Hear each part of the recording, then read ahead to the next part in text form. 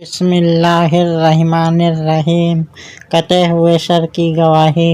حضرت امام حسین علیہ السلام کے کٹے ہوئے سر کا نیزے پر چڑھ کر بول پڑنا شہداء کے زندہ ہونے کی واضح اور ناقابل تردید دلیل ہے۔ حضرت منہال بن عمرو رضی اللہ عنہ فرماتے ہیں کہ خدا کی قسم، جب حضرت امام حسین علیہ السلام کے سر کو نیزے کے اوپر چڑھائے گلیوں اور بازاروں میں پھرایا جا رہا تھا تو میں اس وقت دمشق میں تھا۔ میں نے بچشمِ خود دیکھا کہ سر مبارک کے سامنے ایک شخص سورہ کہف پڑھ رہا تھا۔ جب وہ اس آیت پر پہنچا، ام حسبت ان اصحاب الکہف والرقیم کانوا من آیاتنا عجبا، کیا تو نے نہیں جانا کہ بے شک اصحاب کہف اور رقیم ہماری نشانیوں میں سے ایک عجوبہ تھے؟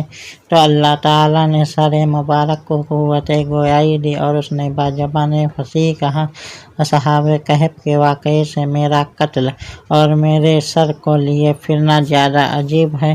بلا شبہ حضرت امام حسین علیہ السلام کا قتل کیا جانا اور آپ کو نیزے پر چڑھ کر پھرایا جانا یہ اصحاب کہف کے واقعے سے عجیب تر ہے، کیونکہ اصحاب کہف جن لوگوں کے خوف سے گھر بار، ساز و سامان وغیرہ چھوڑ کر نکلے اور غار میں چھپے تھے، وہ کافر تھے، لیکن حضرت امام حسین علیہ السلام، آپ کے اہل بیت اور باقی ساتھیوں کے ساتھ ظلم و ستم اور انتہائی بے حرمتی کرنے والے ایمان اور اسلام کے دعویٰ دار تھے۔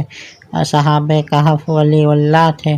اصحاب کہف سالہ سال کی نیند کے بعد اٹھے اور بولے، لیکن بہرحال وہ زندہ تھے، مگر امام پاک علیہ السلام کے سر انور کا جسم سے جدا ہونے کے بعد کئی روز بعد نیزے کی نوک پر بولنا یقیناً اصحاب کہف کے واقعے سے عجیب تر ہے۔